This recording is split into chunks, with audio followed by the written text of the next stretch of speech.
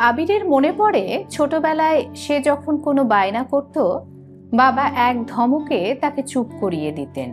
সেই গম্ভীর কণ্ঠস্বর আর তীক্ষ্ণ চাহনির সামনে আবির ছিল নস্যি, আর মা ছিলেন ঘরের চাকা, যার হাতের ছোঁয়ায় সব কিছু সুশৃঙ্খল থাকত। আজ সন্ধ্যের ছবিটা ঠিক উল্টো।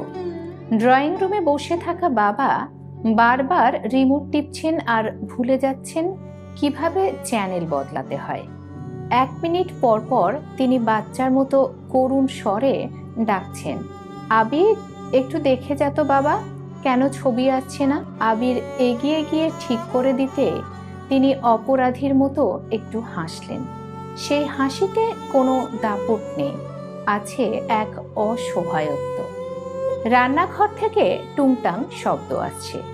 নীলিমা দেবী আজ ডাল রাঁধতে গিয়ে ডালে 3বার লবণ দিয়েছেন কিনা ভুলে যাচ্ছেন।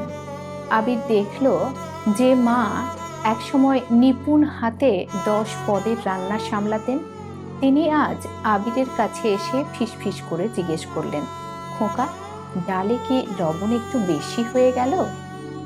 আবির দেখল সময়ের স্রোতে মা বাবার দাপুটে ছবিগুলো যেন ছোট হয়ে আসছে, আর স্মৃতিগুলো কুয়াশাচ্ছন্ন হয়ে পড়ছে।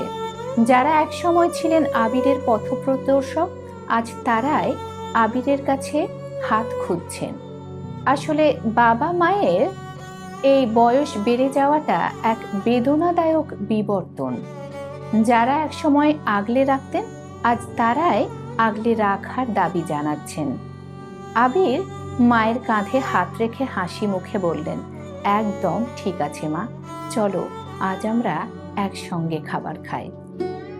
আবির বুঝতে পারল সময়ের এই স্রোতে এবার আবিরের পালা বটবৃক্ষ হয়ে নিজের শেকড় দুটোকে আগলে রাখার।